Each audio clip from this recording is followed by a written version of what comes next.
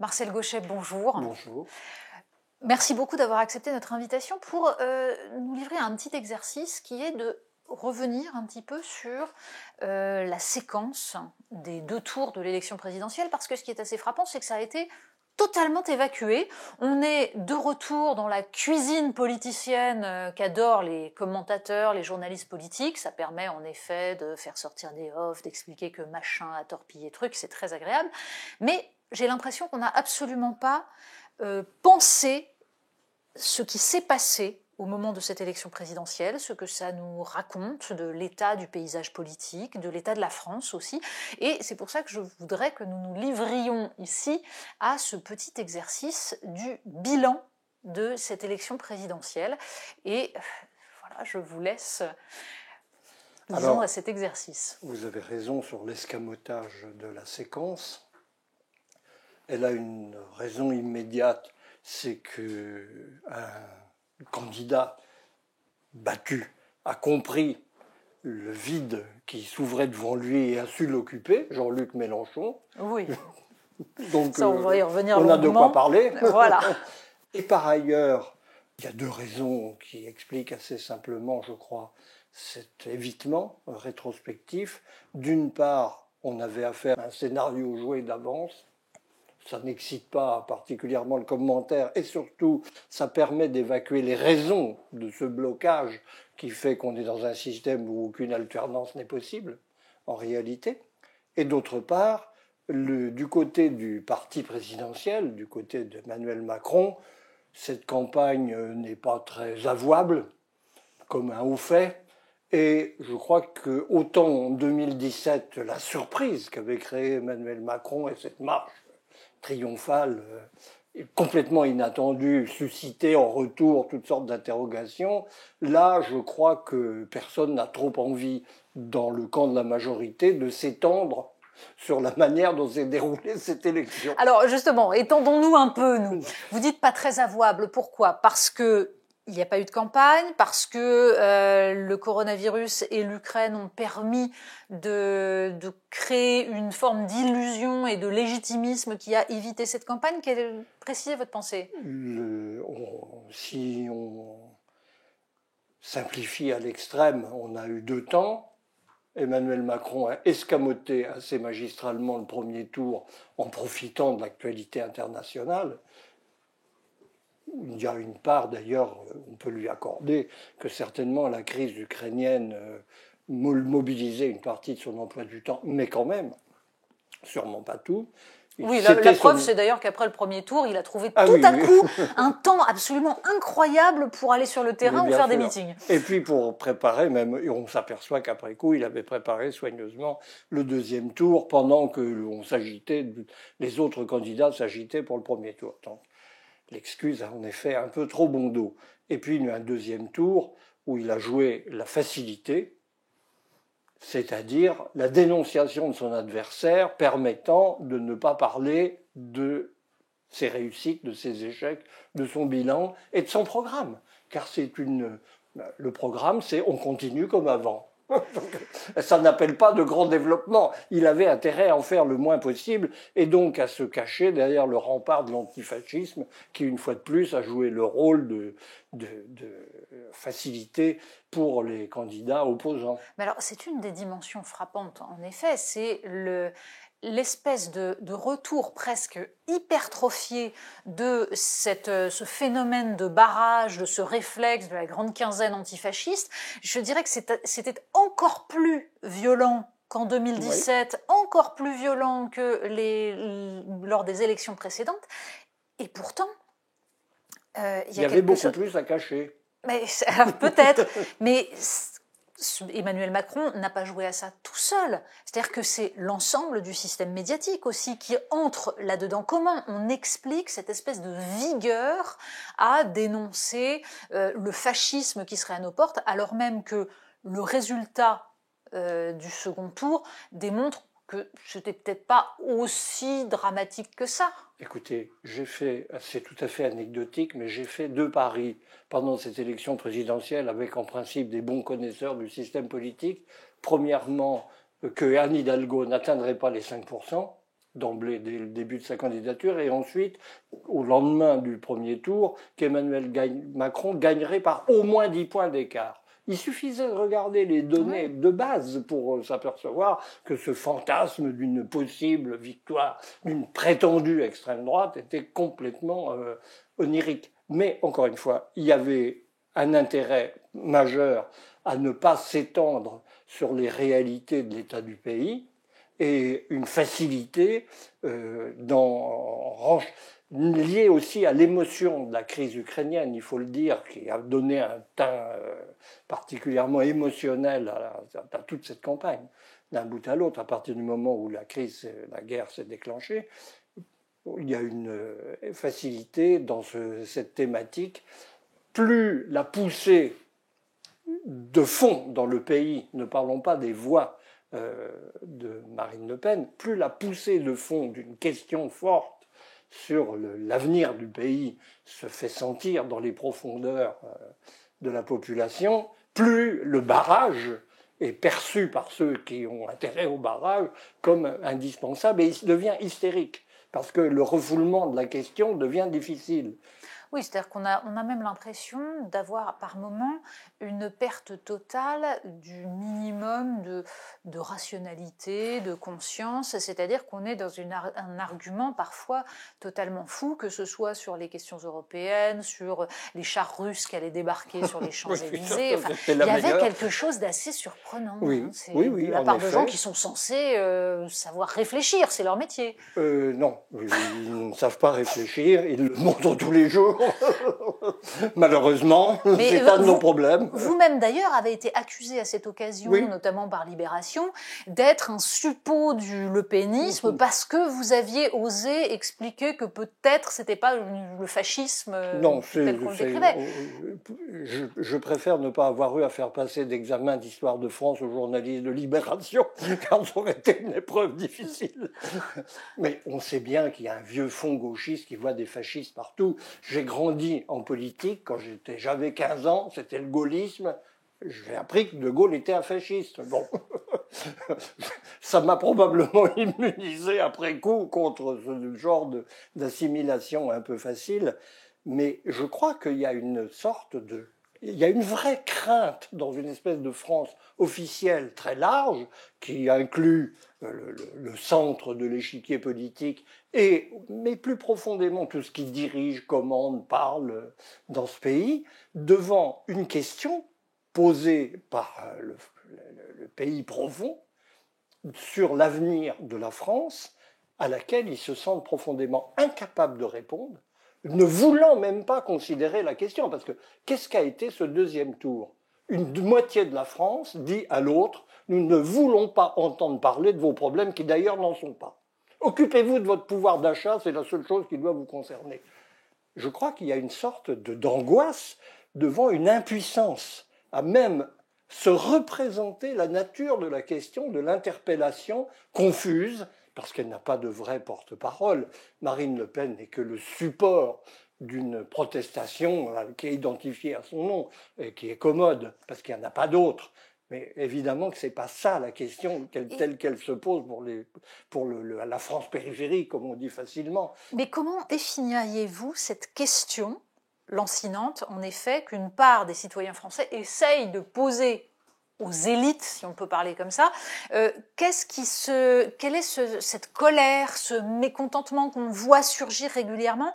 Et corollaire à ma question, on a vu pendant cette campagne présidentielle Éric Zemmour à un moment donné monter dans les sondages, redescendre ensuite. Est-ce que c'était une partie de cette question que vous évoquez? Et pourquoi, dans ces cas-là, ça se termine de cette façon?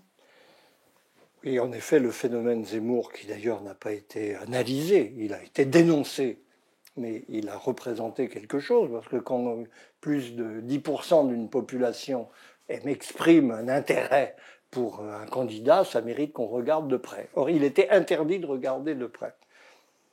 Et pourtant, on a vu que la question posée par Éric Zemmour portait. Ensuite, il a révélé qu'il n'était pas un vrai candidat politique. Je crois que ça s'explique tout simplement comme ça, qu'il n'était pas porteur d'une espérance politique là où Marine Le Pen, malgré tout, est plus crédible sans l'être véritablement. Mais elle l'est plus.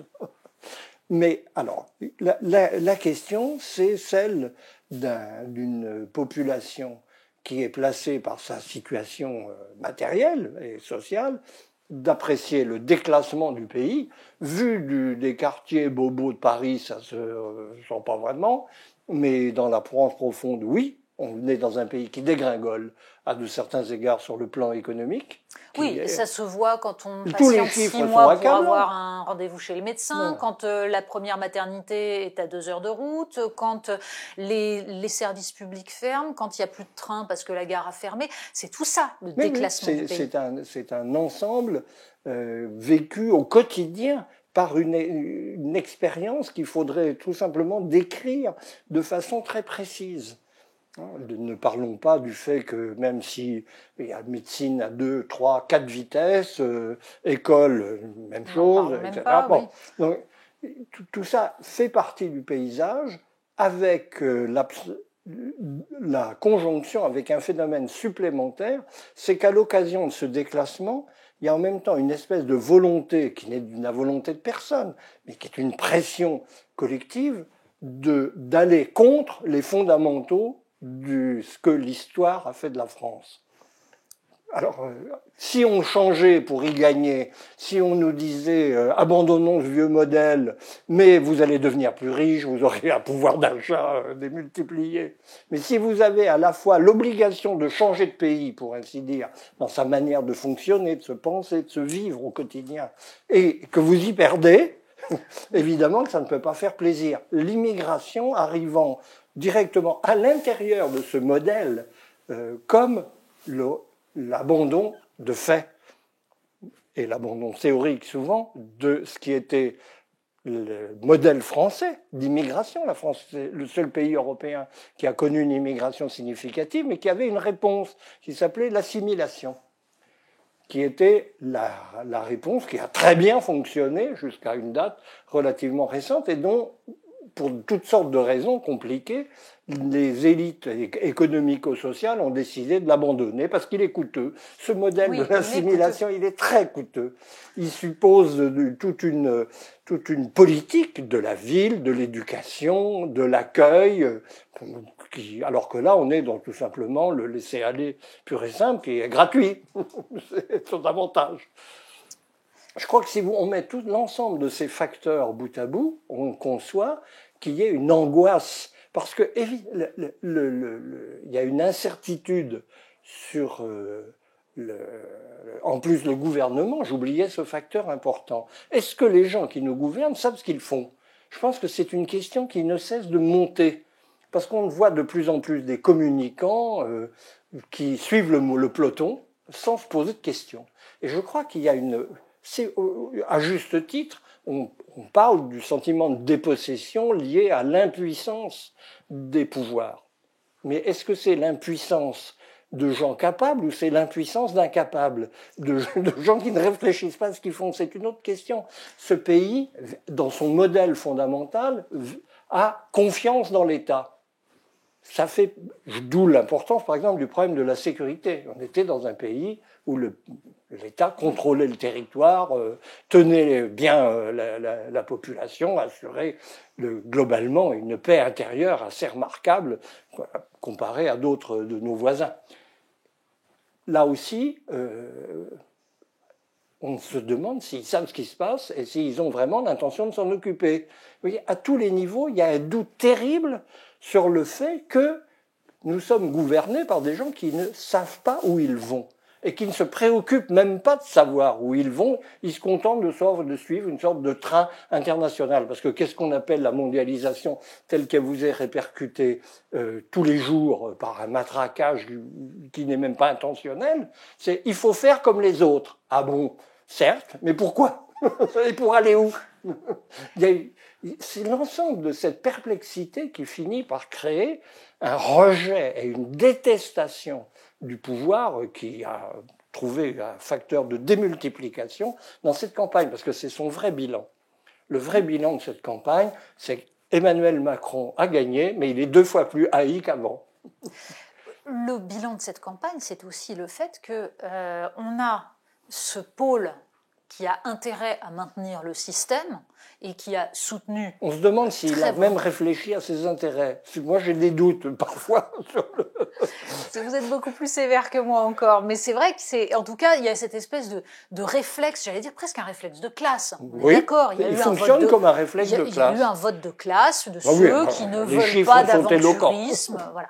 Et face à ça, on a donc une part, alors on a toute l'abstention, bien sûr, ceux qui ont d'ores et déjà abandonné, qui ont décidé que ça ne les concernait plus. Et puis en plus, même les chiffres de l'abstention sont trompeurs, il ne faut pas oublier ça, parce qu'il y a tous ceux qui ne s'inscrivent plus sur les listes électorales, qui augmentent encore les données. Et puis, dans ceux qui continuent à voter, il y a d'un côté, alors c'est un vote à la fois géographique et sociologique assez clivé. On a donc du côté du Rassemblement national, si on y ajoute Éric Zemmour, etc., on a à la fois la France qu'on appelle maintenant la France périphérique, en tout cas la France rurale, une jeunesse non diplômée, les actifs, beaucoup des actifs votent Rassemblement national, et de l'autre côté, on a dans cette espèce de pôle mélenchoniste qui a bénéficié évidemment d'un vote utile pour avoir la gauche au second tour, mais malgré tout, il y a quand même eu un phénomène qui est indéniable et qui n'est pas que du vote utile. Non. Et qui rassemble à la fois la jeunesse diplômée, une part de néo-ruraux, de gens qui souhaitent un modèle alternatif de consommation, on va dire une fonction publique plutôt donc intellectuellement développée, diplômée, mais qui est plutôt de centre-ville, et puis les banlieues. Et indéniablement un vote musulman extrêmement fort. Comment vous dressez le bilan de tout ça? Qu'est-ce que ça nous raconte aussi sur l'avenir du pays? Parce qu'il y a un clivage à la fois générationnel et géographique. Et il y a un clivage idéologique qui se recompose. Il y a la décomposition des partis de gouvernement fait écran lorsqu'elle pousse à conclure à une sorte d'effacement du clivage droite-gauche. Je ne le crois pas du tout. Je crois au contraire que nous sommes en train d'assister à une recomposition du clivage droite-gauche en dehors des partis de gouvernement et sous un jour radical. Une droite conservatrice autoritaire que le Front National incarne plus ou moins confusément, parce qu'il ne faut jamais associer les forces politiques et les forces idéologiques sous-jacentes. Les gens votent pour le plus proche de leurs sentiments forts, et de ce côté-là, il y a un sentiment conservateur, autoritaire, la valeur d'ordre, tout simplement, par rapport à un sentiment de pays en désordre, et où l'État ne contrôle plus rien. Qui est d'un côté, et à l'opposé, du côté de Mélenchon, il y a en effet un phénomène idéologique authentique, qui est la recomposition d'une gauche radicale, alors qui est une gauche qui n'a rien à voir avec la gauche du passé. Alors c'est justement là où je voulais en venir, parce que certains ont tout de suite fait le parallèle, c'est le renouveau à la fois du Front populaire, du programme commun, etc. Et en même temps, non, ce n'est pas la réécriture du programme commun, c'est autre chose. Alors, essayez de... dites-moi où vous placez le clivage. Comment dire, si je puis dire, on est en train de passer de la gauche collectiviste, pour aller très vite, les nationalisations étaient le mot-clé de l'identité de gauche, le contrôle de l'économie, à une gauche individualiste. C'est la gauche des émancipations individuelles. Alors, sauf que, évidemment, les émancipations individuelles supposent un concours très actif de la puissance publique. C'est le changement de sexe aux frais de la sécurité sociale, si j'ose dire. C'est ça. Donc, il faut une sécurité sociale pour permettre des émancipations qui sont un coût pour la collectivité plus ou moins considérable. Et je crois que c'est ça qui est en train de prendre corps dans ce mélange bizarre des métropoles et des diplômés, qui sont le nouveau bain de culture de cette gauche qui n'a plus rien à voir avec la gauche populaire, en fait, des origines. Parce qu'il y a une chose aussi qui me frappe, c'est puisque tout le monde essaye d'invoquer les mannes de Jean Jaurès, c'est justement la question qu'on trouve dans cette gauche républicaine jaurésienne, me semble-t-il, c'est à la fois une forme de radicalité dans la critique du système capitaliste, mais l'acceptation et même le plébiscite de la République à savoir de la souveraineté du peuple, et donc l'idée que c'est au sein des institutions républicaines qu'on va lutter contre le système capitaliste et qu'on va établir la justice sociale, et aussi l'idée de nation qui est présente, c'est-à-dire l'idée que la nation est le cadre de la démocratie et va permettre ce changement. Or, j'ai l'impression que c'est tout ça qu'on ne retrouve pas tout à fait dans cet attelage de gauche, c'est-à-dire il y a la volonté de revenir à une action politique par rapport à une gauche de gouvernement qui avait totalement accepté le néolibéralisme, le système tel qu'il est, la mondialisation, etc. Mon ennemi c'est la finance et puis finalement on accepte tout. Il y a cette dimension-là, mais à côté de ça, il y a en effet la perte totale de cet héritage des Lumières, il me semble. Il y a d'abord la perte d'un héritage fondamental qui est l'aspect doctrinal de la synthèse jaurésienne républicano-sociale. On a affaire à une gauche affective, identitaire, et pas à une gauche qui arrive avec la volonté d'une explication rationnelle des mécanismes de la société en vue d'un gouvernement éclairé. Oui, c'est ça. C'est le point clé. La République, c'était le régime, avec des héritages multiples qui viennent des Lumières, d'une volonté de gouvernement rationnel de la société, armée d'une théorisation de son fonctionnement. Là, on est dans une culture de la dénonciation, qui d'ailleurs est souvent pertinente dans sa dénonciation, mais qui ne s'appuie sur aucune analyse véritable, et en fait, est fondamentalement une gauche protestataire qui, et c'est le problème d'ailleurs qui nous est posé par cette situation, n'envisage pas véritablement les moyens d'un gouvernement et fait un catalogue de mesures qui sont satisfaisantes pour le cœur, mais dont il n'y a pas besoin d'être un grand expert pour deviner que ça aurait du mal à s'incarner concrètement. C'est bien pire. On fait souvent le parallèle avec l'Union de la gauche de 1981, avec sa dimension onirique, mais il y avait quand même un souci technocratique qui fait que d'ailleurs que cette alternance à gauche en 81 était très funeste pour les finances publiques, mais n'a créé aucun désordre particulier dans le pays, contrairement à tout ce qu'on nous disait, alors que je ne pense pas qu'une seconde le programme de Jean-Luc Mélenchon ait été conçu pour gouverner.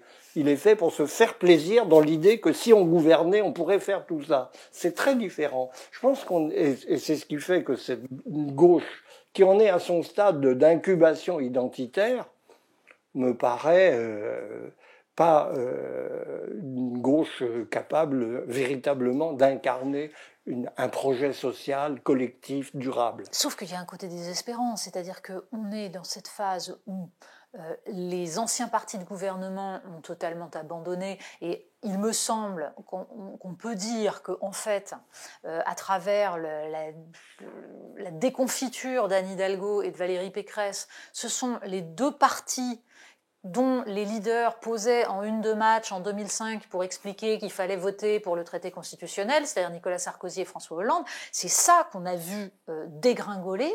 Mais à côté de ça, est-ce qu'on a réellement, actuellement, une alternative à ce que peut incarner le macronisme, c'est-à-dire l'acceptation du monde tel qu'il va sous couvert de grands discours, parce qu'Emmanuel Macron a modifié son discours, il nous parle indépendance, souveraineté, etc. Mais enfin, de fait, concrètement, quand on est au pied du mur, on s'aperçoit que c'est l'acceptation de la marche du monde tel qu'il va. Donc, il n'y a rien, selon vous, de concret face à ça, autre qu'une protestation d'un côté ou de l'autre ? C'est mon impression, elle est peut-être trompeuse, je serais peut-être démenti par les événements, mais je crois qu'effectivement, on vit le choc en profondeur de l'européanisation. En réalité, pourquoi se casser la tête à faire un programme de gouvernement solide, construit, étayé, alors que la Commission européenne est là pour nous dire ce qu'il faut faire, avec un élément supplémentaire très important qu'on préfère ne pas regarder, c'est que cette politique consiste à défaire la France telle qu'elle s'est constituée historiquement. C'est-à-dire, c'est inavouable. Précisément. C'est Il s'agit d'adapter la France, qui a son parcours, à un système globalisant qui est en orthogonal par rapport à cet héritage français sur tous les plans. Et donc, pourquoi voudriez-vous que des gens qui sont décidés à se... Et en fait, on a des idiots utiles de l'européanisme en fait de gouvernants. À ceci près que pourtant, à entendre justement le cercle de la raison, l'horreur absolue, aussi bien chez Mélenchon que chez Marine Le Pen, c'est justement le fait qu'ils prétendent désobéir aux traités européens, qu'ils prétendent lutter contre cette européanisation. C'est la rente. C'est du flanc. L'Europe, c'est la rente.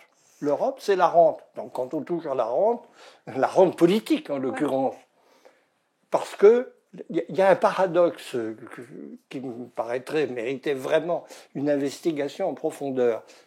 Dans les enquêtes européennes, les Français sont favorables à la construction européenne. OK.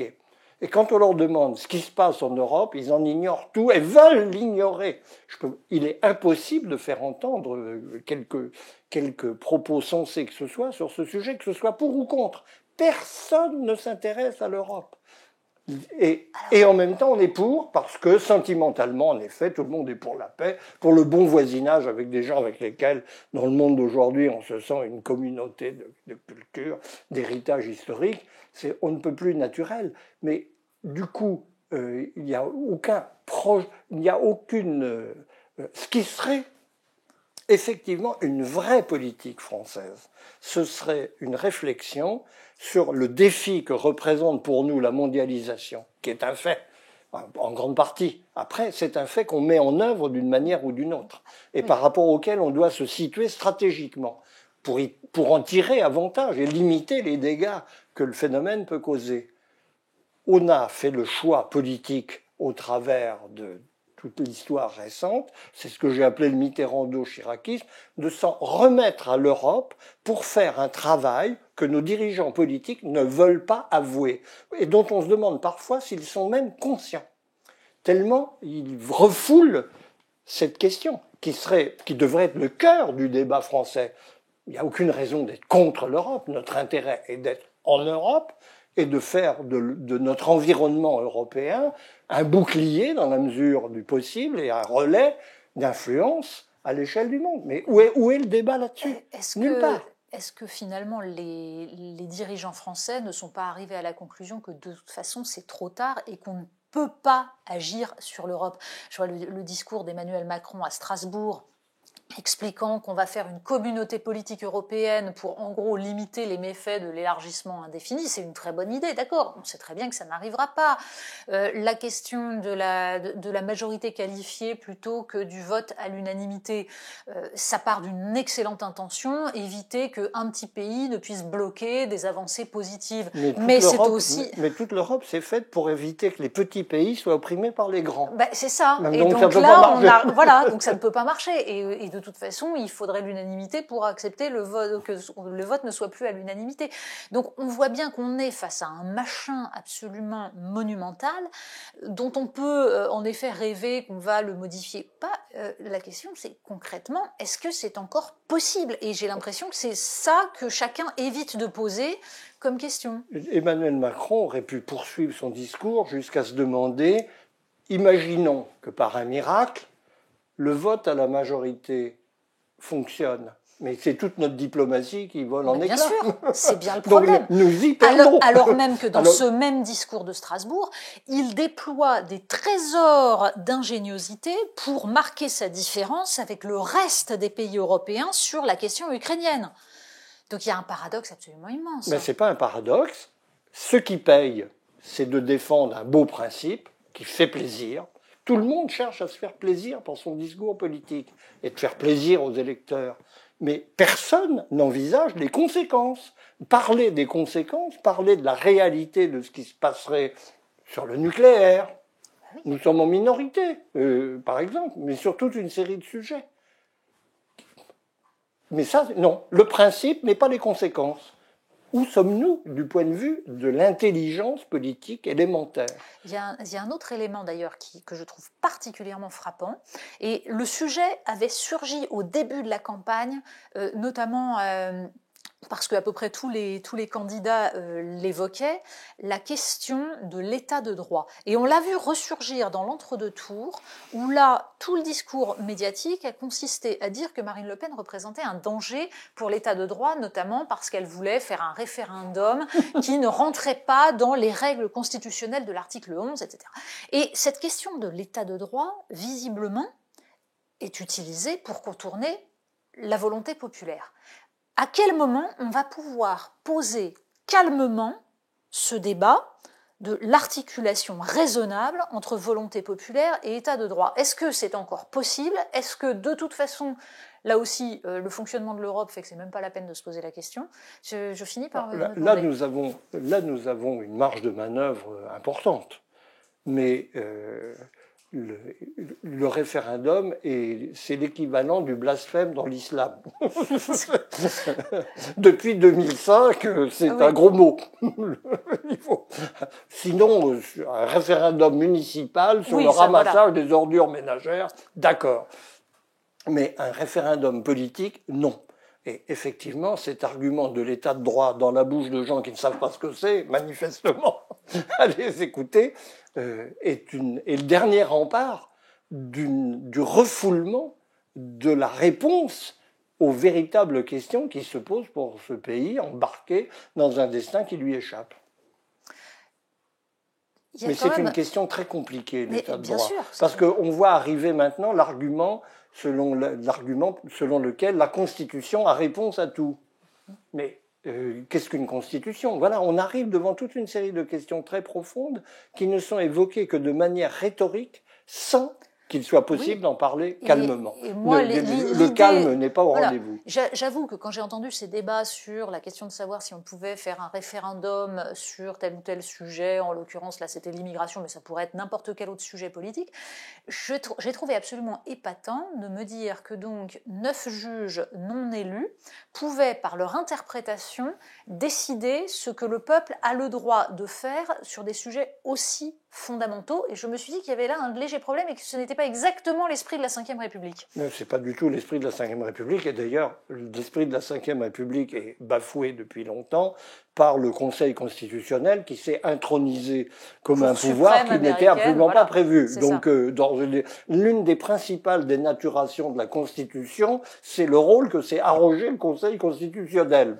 Donc, mais que tous les gouvernants, que tous les dirigeants politiques lui ont arrogé, c'est-à-dire que chacun a accepté cela. Mais oui, par une inconséquence que je ne m'explique pas rétrospectivement, sachant qu'elles... Est-ce que c'est par une inconséquence ou parce que justement cette façon par l'état de droit de contourner un petit peu le peuple dans le sens où il dérange et où il fait peur, c'est une habitude qui existe depuis longtemps chez les politiques? Qu'est-ce que... Les politiques n'aiment pas l'état de droit, et en tout cas en France, le Conseil constitutionnel est modérément apprécié des politiques dans l'ensemble, même s'ils sont obligés de dire le contraire.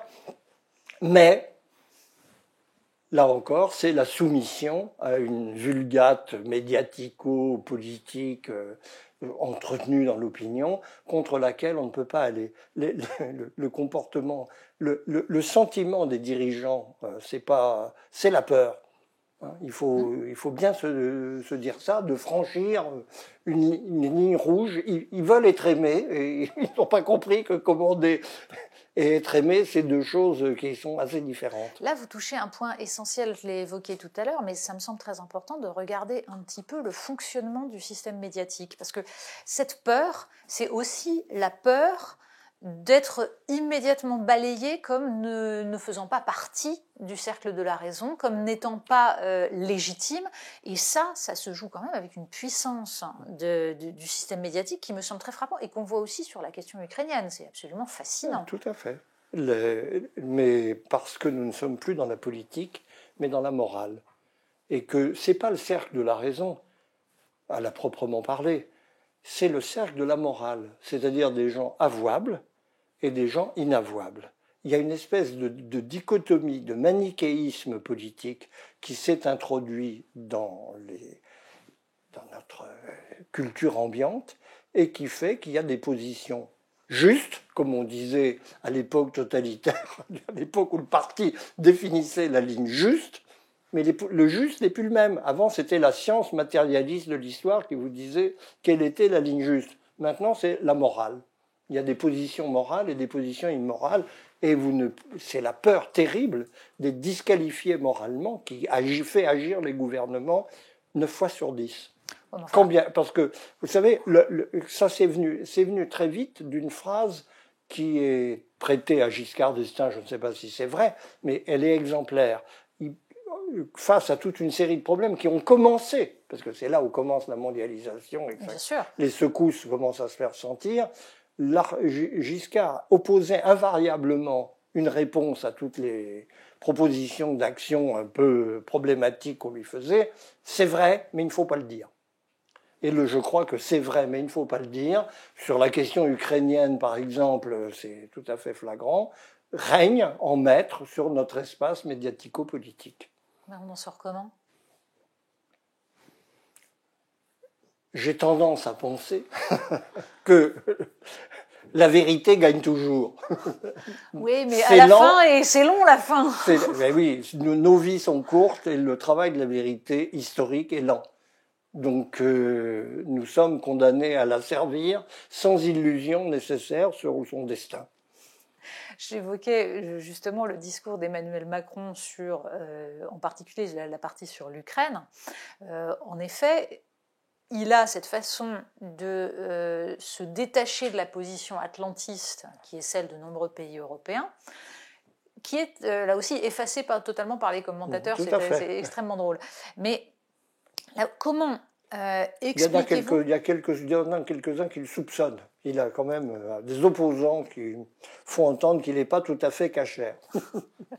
Mais justement, là aussi, comment voyez-vous l'irruption de cette guerre ? Qu'est-ce que ça amène ? Qu'est-ce que ça bouscule aussi en France et dans les pays occidentaux ?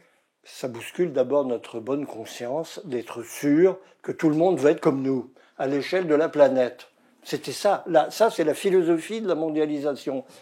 Venez à nous, vous n'avez qu'à y gagner. Beaucoup plus compliqué, manifestement, que ça.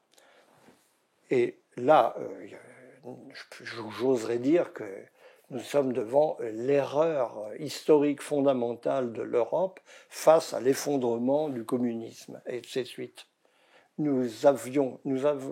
Ça créait, il suffisait de se souvenir un peu de l'histoire, un problème qu'on peut appeler de psychiatrie politique. C'est pas l'habitude de traiter les choses sous ce terme, mais je crois qu'on est là. C'est-à-dire une grande puissance, ivre de sa puissance, qui s'effondre brutalement, qui perd son idéologie.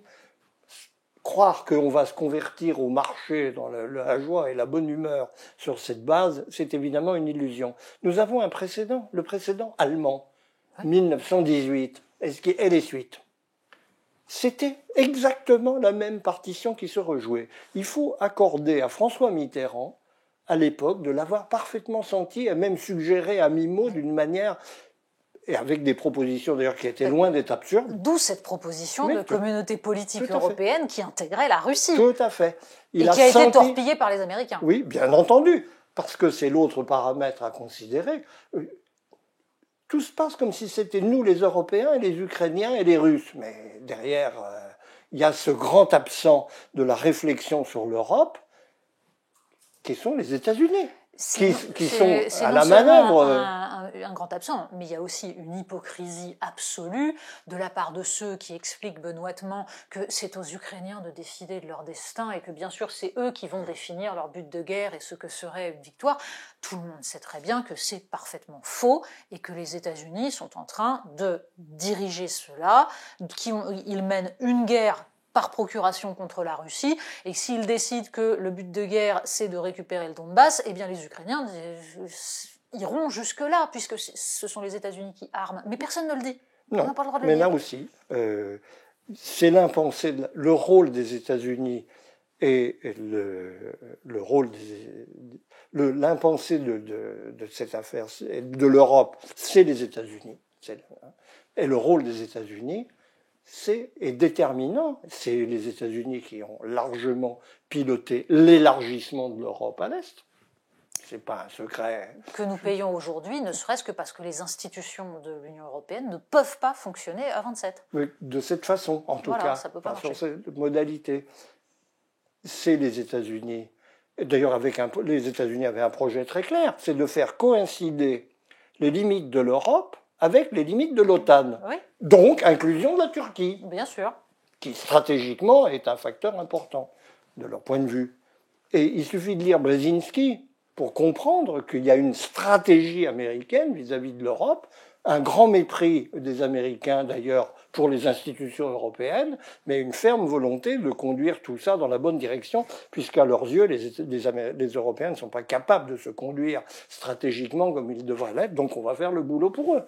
Donc, mais il est impossible de nouveau de discuter au fond de ces questions. En fait, la guerre en Ukraine a amené une régression démocratique dans le sens où c'est une régression du débat politique et de la possibilité d'analyser les grands enjeux. C'est impossible, purement et simplement, dans l'espace public. Et nous en revenons à un contexte quasi 18e siècle où on a créé la franc-maçonnerie, c'est-à-dire une société secrète pour pouvoir parler librement entre personnes sensées des questions de fond qui étaient interdites dans l'espace public. Donc il va falloir créer des espaces de liberté un peu planqués.